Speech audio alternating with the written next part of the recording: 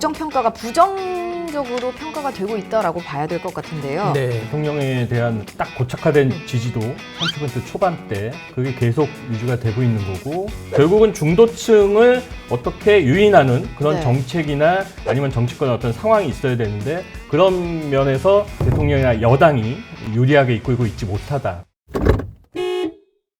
하루가 멀다 하고 쏟아지는 뉴스, 폭주하는 여론, 일단 중립기어 받고 살펴보겠습니다. 안녕하세요. 동아일보 장하연입니다.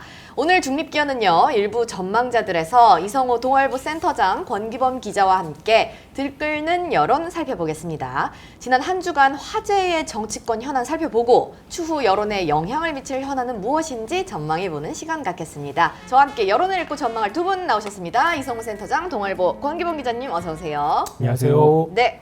오늘도 전국을 네. 진단하기에 앞서서 대통령 국정수행평가 먼저 짚어보도록 하겠습니다. 자, 매주 콘크리트 블록을 벗어나지 못하고 있는데요. 네. 과연 9월 2주차는 어땠나요? 그 여론조사 기관 리얼미터가 에너지경제신문 의뢰로 12일부터 15일 금요일까지 18세 이상 유권자 2,505명에게 국정수행 평가 물은 결과 잘한다는 평가가 지난주 대비 1.2%포인트 하락한 35.5%를 기록을 했습니다.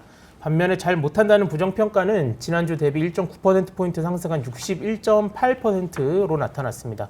이게 저희가 리얼미터 조사 데이터를 몇 주간 보고 있잖아요. 예. 근데 이게 5월 첫째 주에 62.5%를 기록하고 그 다음 주에 60.8%로 내려갔었거든요. 예. 그 이후에 61%대 후반까지 올라간 거는 이번이 처음이다. 그러니까 한 4달 만이죠. 4달 예. 만에 처음이고. 근데 어쨌든 전체적으로는 뭐 크게 등락은 없는 모습, 그 안에서 계속 돌아가고 있는 모습입니다. 네. 또 다른 여론조사 결과도 갤럽을 한번 좀 짚어볼까요? 볼까요? 12일부터 14일까지 18세 이상 1000명을 대상으로 조사를 한 결과를 보면 잘한다는 평가는 31%, 지난주 대비 2%포인트 하락을 했고요. 예. 잘 못한다는 평가는 2%포인트 상승한 60%를 기록을 했습니다. 네. 뭐 추이는 뭐 비슷하고 뭐 다 요 60% 안팎, 그다음에 잘한다는 평가는 30% 한 초중반에서 그 30% 정도 선에서 왔다 갔다 하는 것을 보실 수가 있습니다. 네, 그러면 두 여론조사 모두 이제 오차 범위 내의 변동폭이 되게 적은 네. 편이긴 한데 이제 뭐 국정평가가 부정적으로 평가가 되고 있다라고 봐야 될 것 같은데요. 네. 어떻게 보셨어요? 그러니까 지지도라는 어떤 표현을 만약에 쓴다면 예. 대통령에 대한 어떤 딱 고착화된 지지도 30% 초반대 그게 계속 유지가 되고 있는 거고 뭐 그 반대의 어떤 뭐 부정적으로 보는 시각도 분명히 일정 수준 유지가 되고 있는 거죠. 결국은 중도층을 어떻게 유인하는 그런 네. 정책이나 아니면 정치권의 어떤 상황이 있어야 되는데 그런 면에서 약간은 그 대통령이나 여당이 유리하게 이끌고 있지 못하다 그렇게 봐야 될 것 같아요. 네. 그렇습니다. 네. 자, 그러면 이번에는 전국을 들끓게 하는 이슈들 살펴보겠습니다. 중립기어 입슈 탑5 5위부터 살펴볼까요? 5위는요. 의대 광풍 스카이 합격선도 뒤집었다라는 내용인데요. 어떤 내용이죠? 최근 들어서 이제 의대 선호 현상 관련된 뉴스가 이제 계속 많이 나왔었잖아요. 예. 근데 이제 초등학교 뭐 의대 준비반부터 시작해서 뭐 명문 공대에 입학하더라도 뭐 휴학하고 자퇴하고 그쵸. 뭐 예, 의대 반수하고, 간다. 네네. 예, 이런 얘기가 계속 많이 있었는데 요 관련된 이제 새로운 조사 결과가 하나 나왔다. 이런 보도입니다. 저희가 이제 어제자 네. 신문에 보도를 했는데요. 이게 이제 종로학원과 함께 2020년부터 2023년도에 스카이라고 부르는 서울대 연세대 고려대 정시 합격 점수와 2022년부터 2023학년도 정시 의학학 계열, 그러니까 의대, 치대, 한의대, 뭐 네. 수의대 합격 점수를 비교를 했는데요.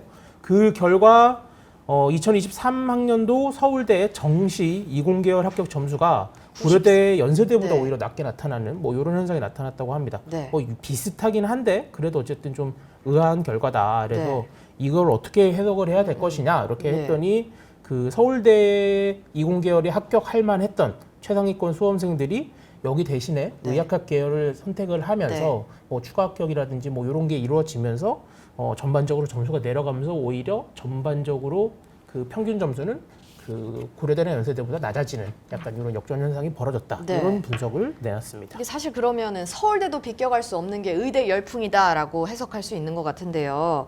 정부가 의대 정원 확대를 논의 중이라서 의대에 갈 절호의 찬스라고 생각한 N수생까지 몰리고 있다고 네. 하더라고요. 센터장님은 이 뉴스 어떻게 보셨어요? 그러니까 이게 뭐 의대 열풍 어제 오늘의 일이 얘기는 아니죠. 아닌데 예. 그리고 뭐 이렇게 그 소위 말하는 스카이 명문대 주요 대학의 이제 합격자들이 이제 이탈하는 것도 이제 어제 오늘의 일이 아니지만 그게 갈수록 가속화되고 있고 특히 이제 지난 정시 그리고 올해 이제 치러진 이제 내년 이제 입시 지원자들 현황을 보면 예. 좀 심각한 상황이다. 그러니까 이게 그거예요. 그러니까 정시는 수능으로 뽑잖아요. 그러니까 이번에 이제 저희가 분석한 거는 동아일보가 분석한 거는 그 수능 점수 한번 비교를 해본 거죠. 그러니까 예. 보니까 이제 100점 만점인데 저기 서울대 합격점 이공계 합격 점수가 93.9점, 고대가 94.9점, 연세대가 94.1점. 물론 이 0점 몇 점 차이인데 그 순서가 바뀌었다는 거. 그거에 의미가 있는 거고. 그럼 결국 이제 서울대에 아주 최상위권 있는 애들은 이 애들이 아니고 합격자들은 네. 합격을 안 하고 아니면 지원하지 않고 딴 데 갔다는 거죠. 예. 저 지방 의대 가고 그쵸. 수도권 뭐 의대 가고 네. 그렇게 했다는 거죠. 그러니까 그게 분명히 가속화되고 있는 것 같고 그 가속화되고 있는 증거 중에 하나가 예.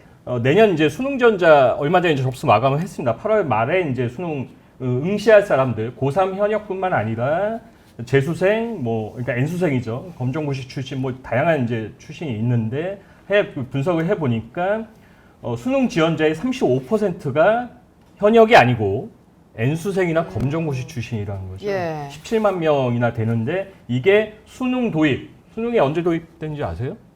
아니요. 예. 그래서 1994학년도 예. 제가 대학 가고 나서 이제 수능이 도입이 예. 됐는데 수능 실시 이후로 가장 높다는 겁니다, 이게. 예. 세 번째로 높은 건데 이거 추세 자체는 계속 좀 가속화되지 않을까? 네. 이런 상황에서 의대 정원을 늘린다? 네. 저는 약간 비관적입니다. 예. 선배는 이제 서울대 출신이시잖아요. 네. 서울대가 이공계열에서 밀렸다. 네.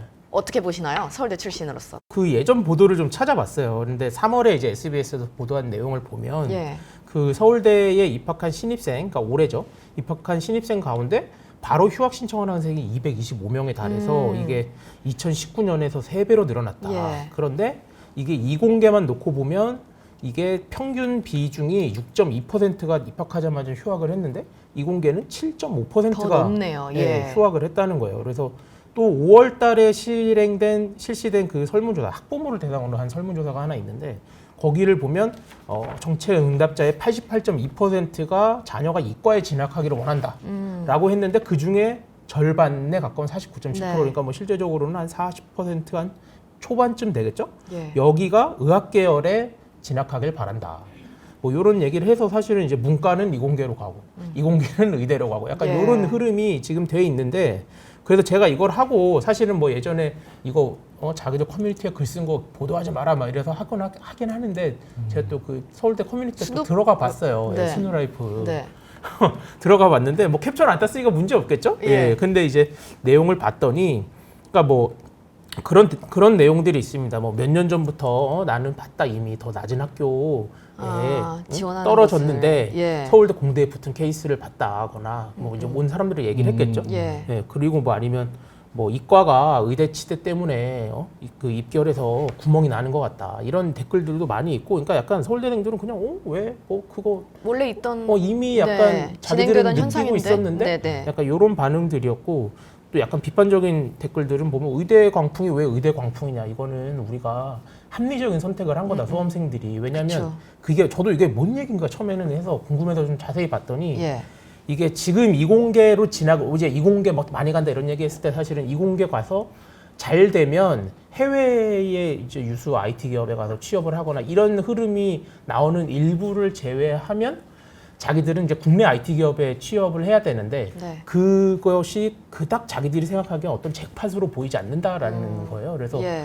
그거를 하느니 거기 대기업에 취업을 해서 그냥 직장인으로 사느니 그냥 다시 그렇죠. 공부를 예. 해서 의대에 가서 의사가 되는 게 네. 훨씬 더 자기 미래에 더 이렇게 도움이 그쵸. 될 것 같다. 예. 수입이라든지 아니면 사회적인 어떤 명망, 지위라든지. 그러니까 우리 뭐 교육팀 기자들도 그 부분을 취재를 했잖아요. 그러니까 의대 선택하는 건 개인의 자유고, 예. 뭐 개인과 학부모의 어떤 선택인데 그걸 어떻게 뭐라 할 수 있냐? 이거는 뭐 정원의 문제, 어떤 다른 문제가 아닌 거죠. 근데 그 주변 환경을 봐야 되는 거죠. 아까 다른 이공계를 갔을 때 사실 한국의 어떤 벤처가 이렇게 짱 해가지고 이제 성공할 대박이 날 수 있는 어떤 그런 사례를 저는 뭐 최근에 갈수록 좀 어려운 것 같고 그게 여러 가지 이유가 있겠지만 그 외에 어떤 판교에 가봤자 판교의 어떤 그 IT 기업들이 구글이나 애플 뭐 이런 거의 어떤 조직 문화가처럼 뭐 이렇게 좀 선진적이고 좀 새롭고 그렇다는 얘기는 별로 못 들어봤거든요. 네. 그러니까 좀 한계를 느끼고 결국은 이제 돌파구를 의대로 찾는 것 같아요. 네. 그 옛날 막 그런 것도 있잖아요. 그런 커뮤니티 같은데 그 이렇게 뭐 이공계 저는 뭐 미래가 어떠고 네. 어떡하죠? 막 이런 글 썼더니 그 댓글에다가 수특 펴라.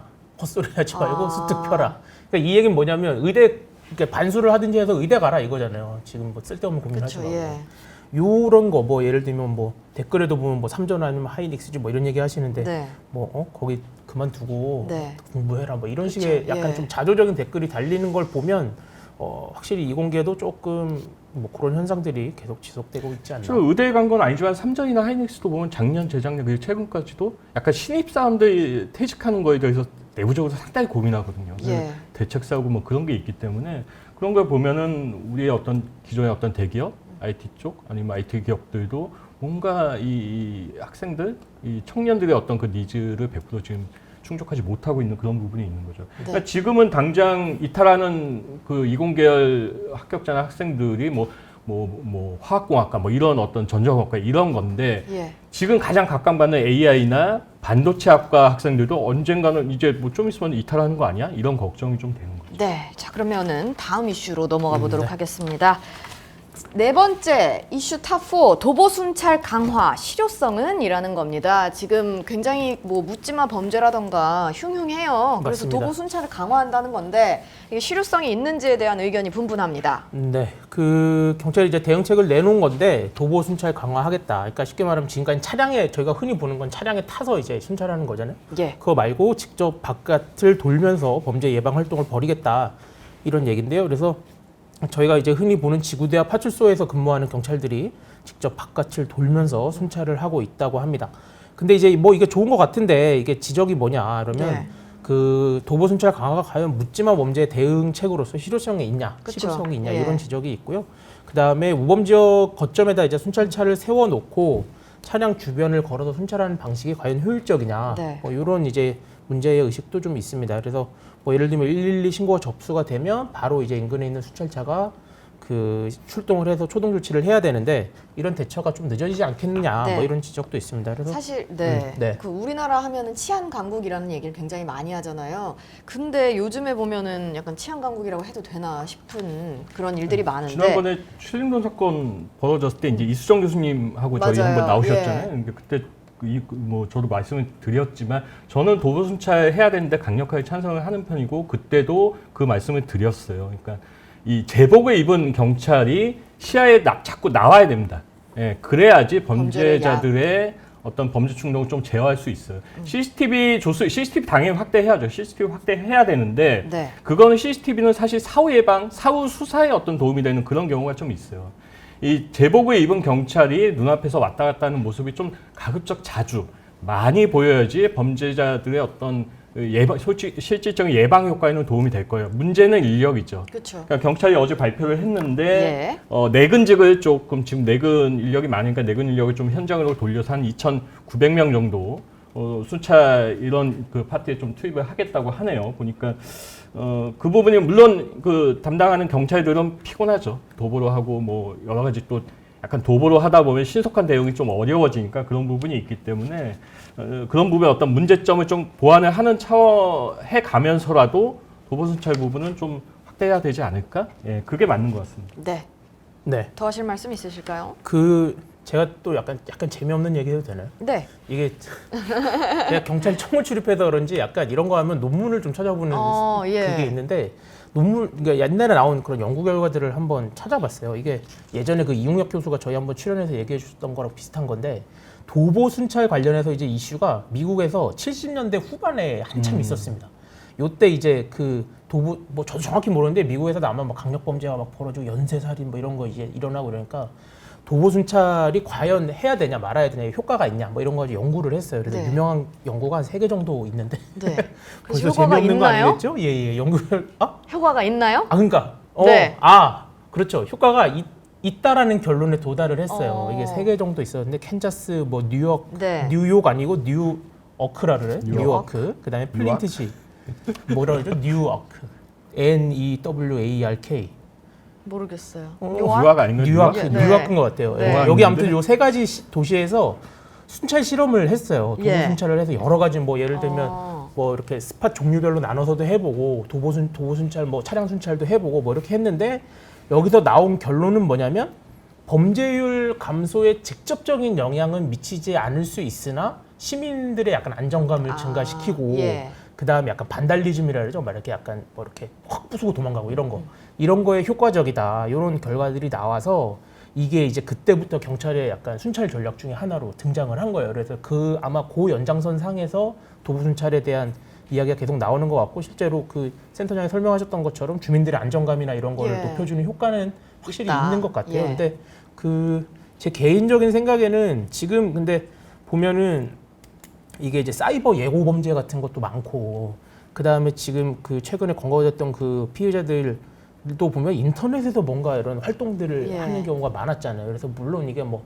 예방 효과가 있느냐라고 할 수는 없지만 그래도 이게 사이버 중심의 어떤 그런 좀 예방 활동 그 다음에 뭐 아니면 혹은 지금 바뀐 어떤 IT 환경에서의 예방 활동 이런 것도 또 같이 하면 좋을 병행을 해야. 텐데 예. 뭐 그런 아쉬움은 조금 있습니다. 네. 그러니까 여러 가지가 얽혀 있어요. 사실 인력 문제, 의경 폐지 문제로 인한 인력 난도 있는 거고, 이렇게 아까 집회 시위에도 많이 예, 투입되고요. 방금 말씀하신 대로 사실 인터넷이나 사이버 사건도 많기 때문에 그 부분도 해야 되는 거고 또 그 얘기하면 어떤 분은 그 얘기 검수완박이 문제다 이런 얘기도 하세요. 그러니까 민생 치안에 조금 더 투입해야 될 것 같은데 예. 이 수사에 어떤 계속 집중을 하고 뭐 그 확인하고 이런 작업에 너무 매달린다는 거죠. 또 그렇게까지 확대되면 뭐 한두 끝도 없지만 그럼에도 불구하고 현재 어떤 최일선의 민생 치안 문제에 있어서는 조금 개선을 해야 되겠다.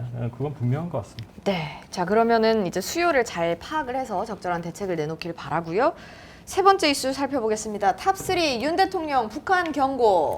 네, 지금 윤석열 대통령이 유엔 총회 연설을 위해서 지금 뉴욕에 도착을 했어요. 뉴욕에 도착을 했습니다. 예. 그래서 뭐 속보들이 속속 나오고 있는데 그 전에 이제 AP통신하고 인터뷰를 했던 내용이 공개가 됐습니다. 네. 그 지난주에 이제 김정은 그 국무위원장이 러시아 푸틴 대통령 만나고 뭐 이런 협력 동향에 대해서 이런 말을 했어요. 그러니까 뭐 이런저런 뭐 더 정의롭지 못하고 뭐 이런 얘기는 다 좋았는데 여기서 경고성 메시지가 좀 강한 메시지가 네. 나왔습니다. 뭐라고 그래서 했죠? 북한의 어떠한 핵 공격도 한미 양국의 즉각적 압도적 결정적 대응에 직면하게 될 것이다. 예. 북핵 위협이나 도발은 북한 정권의 종말로 귀결될 것이다. 제약인했다 이런 것을 뭐 이런 식으로 거의 경고성 멘트를 날렸습니다. 네. 동북아 평화 이대로 괜찮을까요? 안 괜찮을 거야. 일단 이번 북러 회담은 좀 눈길이 갔어요. 그러니까 되게 상당히 그러니까 이전 회담에 비해서 실시간으로 거의 막 중계가 되더라고요. 그러니까 네. 이전에 약간 뭐 시차를 좀 둔다든지 약간 뭐 비공개로 한다든지 이랬는데 저도 뭐 이제 온라인 쪽 담당을 하다 보니까 러시아 통신사를 계속 체크를 하고 있는데 물론 뭐 그쪽은 당연히 그게 의도가 있는 거고 예. 약간 홍보성이고 약간 그런 목적을 갖고 있죠. SNS 텔레그램 같은데 계속 올라와요. 통신사나 아니면 그쪽 정부 관리자의 어떤 텔레그램이나 SNS에 계속 어떤 김정은 위원장 사진 올라오고 도착하는 거, 뭐 만찬하는 거.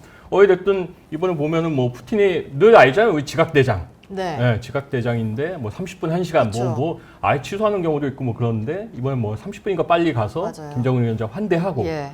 밥 먹으면서 같이 밥 먹으면서 계속 얘기하고 뭐 첨단 무기 공장 뭐 우주기지 뭐 네. 다 직접 안내를 하고 이런 거 보면은 그야말로 뭐 언론에서 많이 얘기한 왕따 연대 매우 밀착돼 있다. 네. 그런 모습이 이전하고 좀 틀린 것 같고 약간 이전에 어떤 우리 윤석열 대통령 한미 정상회담 때 상당히 이제 바이든 대통령 환대받았잖아요. 네. 저기 백악관에서 노래도 하고 그런 거 뭐 최근에 이제 한미일 회담은 캠프 데이비드 초청받아서 예. 이제 좀 예전에 보기 힘든 되게 밀착된 관계 그런 거가 나왔기 때문에 그런 거 좀 의식한 거 아닌가 그렇게 생각이 됩니다. 차이점은 여러 전문가들이 지금 말씀하고 계신데 한미일은 이제 전례 없는 이제 밀착 관계를 쌓고 있고 이제 대표적 세우는 게 이제 북중러인데 이제 북러는 이제 확실히 밀착이 됐는데 중국은 약간 눈치 그쵸, 보고 예. 약간 지금 분위기 파악하고 있는. 그러니까 어쨌든 북한과 러시아는 되게 왕따 지금 글로벌적으로 그런 느낌인데 중국은 어찌됐든 글로벌 경제 안에서 같이 움직이는 국가잖아요. 그러다 네. 보니까 중국은 약간 좀 거리감을 유지하려고 하고 그렇다면은 이 이후에 중국과 한미일, 그러니까 한국과 중국, 미국과 중국 어떤 외교 전략을 갖고 소통을 해야 될 것인지 그 부분을 조금 관심 있게 보시면 외교나 이런 글로벌 그 상황에 이렇게 관심 있으신 분들은 네. 거기에 초점을 갖고 보시면 좋을 것 같습니다. 네, 그러면은 저희가 이제 뭐 오늘 뉴욕에 도착했으니까요. 관련 내용은 다음 주에 또 짚어보도록 하고요. 이번에는 탑 2입니다. 저희가 탑 2랑 1을 바꿔야 되는 거 아닌지 그런가요? 오늘 아침에 고민을 했잖아요. 예, 예. 일단 2 그대로 가자면 검찰 이재명 대표 구속영장 청구입니다. 네. 국정 쇄신과 전면 개각을 요구하면서 단식에 들어갔던 이재명 더불어민주당 대표가 19일째일 어제 오전 7시경 네. 중앙 악화로 병원에 이송이 됐습니다.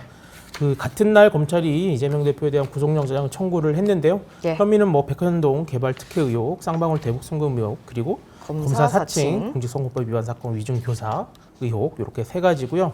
그 이제 국회 동의 절차가 어떻게 되느냐가 남아 있는데 윤석열 대통령이 지금 속보가 재가를 들어온 걸 했죠? 보면 네, 체포 동의안을 재가를 했고요. 예. 그래서 그 이제 앞으로 남은 일정대로 진행이 될 걸로 보이는 상황입니다. 네, 그러면은 지난달 31일에 단식을 시작했잖아요. 그래서 뭐 어제로서는 단식 19일째를 맞았는데 민주당 측에서는 이 대표가 병원에 실려간 이후에도 최소한의 수액 치료 이외에는 음식물을 섭취하지 않을 것이다. 이런 입장을 밝혔는데 이 상황 어떻게 흘러갈 거라고 본인의 보세요? 의지가 예, 강하다고 하더라고요. 그쵸, 예. 보니까 뭐 여쭤보니까 이제 링거를 맞는 그 수액을 맞는 거는 이제 약간 이제 결과적으로 이제 단식하면서 소금을 먹는 정도 예. 그 정도의 효과가 있다고 합니다. 그러니까 사실상 단식인데 여기서 이제 최소한도의 어떤 뭐 적절한 뭐 유동식이 아마 처음부터 가겠지만 그런 음식물 섭취가 안 이루어진다면 뭐 사실 후유증이 있을 그쵸, 수도 있는 예. 거죠. 그 부분은 참 지금 걱정스러운 상태인 건 맞습니다. 네.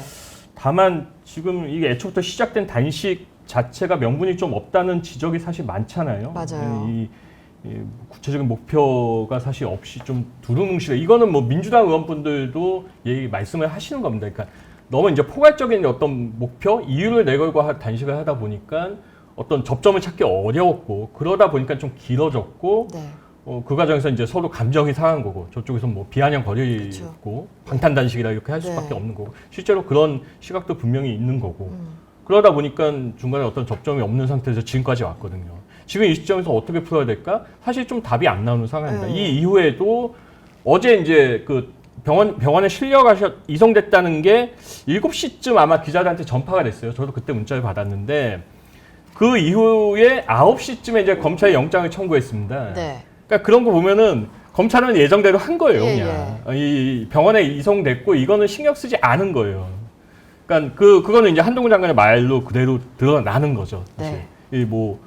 이런 식으로 피의자가 단식을 한다고 해서 이 사법된 사법부가, 절차가 이제 뭐 지연되거나 그러서는 네. 안 된다. 그럼 온갖 잡범들이 맞는 말이죠. 맞는 말씀이신데 하필 그런 식으로 해서 서로 감정을 이렇게 북돋는 지금 그런 상황이 벌어지고 있기 때문에 네.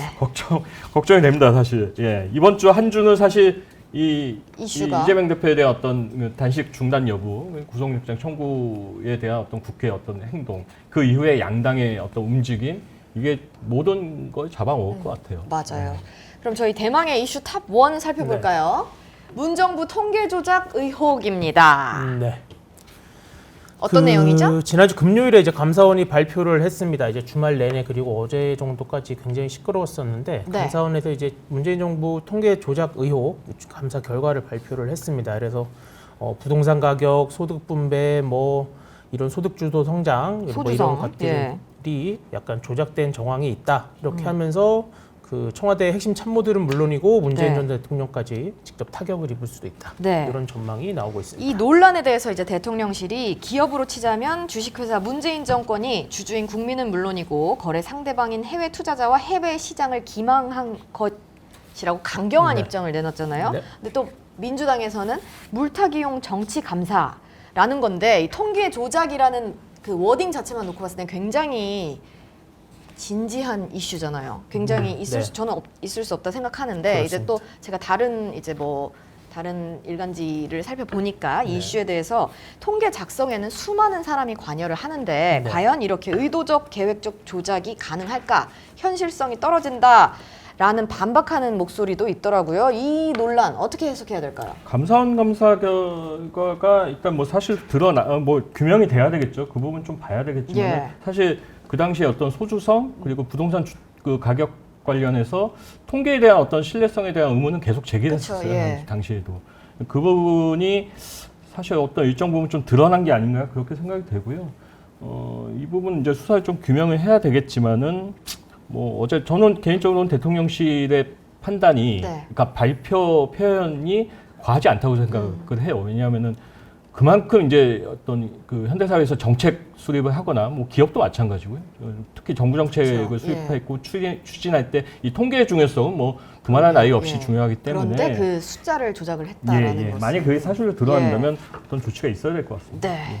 그러니까 이게 조작이라는 표현이 이제 민주당 쪽에서는 이게 어떻게 과하다? 조작이냐 이렇게 예. 이제 얘기를 하는 건데 그러니까 통계적인 관점에서 봤을 때는 조작이라는 표현은 쉽게 말하면 그동안에 했던 어떤 통상적으로 해왔던 아니면 통계학적으로 가장 유의한 어떤 결과 대신에 다른 거를 취사하게 만드는 것도 광범위한 범위에서는 조작? 아무튼 매니퓰레이션이라고 예, 하잖아요. 예, 예. 그 범주 안에 들어갈 수 있을 것 같긴 해요. 학문적으로는. 근데 이제 이게 그게 그렇게 뭐 취사를 하는 것 자체가 문제가 있느냐라고 했을 때 이제 그것도 문제니 뭐 그건 문제가 아니야 이렇게 얘기할 네. 수도 있는 것이고.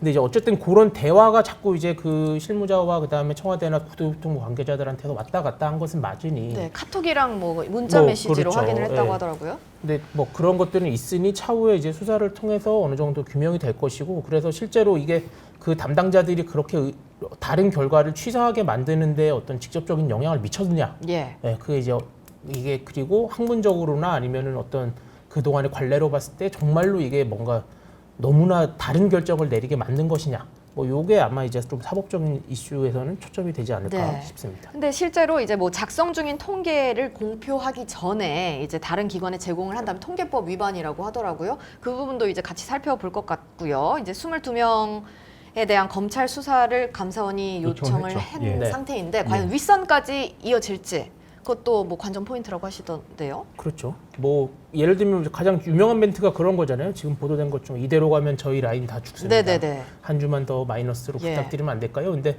요 멘트 가지고 사실 뭐 말이 많은데 이게 만약에 친해요. 예. 예를 들면 저랑 네, 자기 거랑 친해요. 예. 그래서 제가 아니 저 한 번 빼주시면 안 돼요? 예. 그러면 하하 이렇게 개소리 하지 마. 네, 이러면 네, 끝이. 네, 네. 이거는 그냥 농담이에요. 근데 예, 예. 그게 아니라 약간 뭐 진짜 진지하게 했는데 이 사람이 실제로 그 청탁이라고 했을까요? 아무튼 예. 그걸 받고 실제로 바꿨다. 그걸 바꿨다. 예. 그럼 그리고 문제가 그렇게 되는 거죠. 뭐 문제 제기가 있거나 내부에서 뭔가 그런 식의 보고가 왔다 갔다 했다라고 네. 하면은 이거는 문제가 될 수 있고. 아니 그리고 국토부하고 부동산원은 어떻게 보면 이제 상하 기관인 거고 예. 그러니까 좀 과하게 얘기하면 가불 기업으로 하면 가불이잖아요. 예. 그러니까 아무리 가합이 농담처럼 얘기해도 그걸 은은 그렇게 받아들일 수 그쵸, 없는 거죠. 예.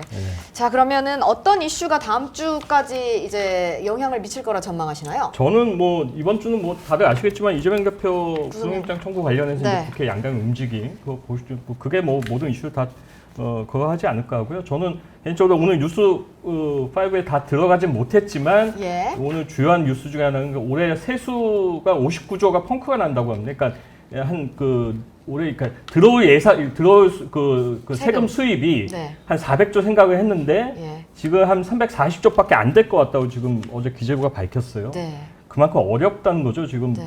들어올 세금이 안 들어온다는 또 거. 부채 지금 발행은 안 한다고. 지금 민생 경제 그렇게 어렵다. 기업도 힘들다. 이 부분 이 정치권이 좀 알았으면 하는 그런 좀 당부의 말을 좀 대신할까 합니다. 네, 그러면은 저희 전망자들 오늘 저희가 준비한 순서 여기까지 하겠습니다. 두 분 시간 내주셔서 감사합니다. 네, 감사합니다.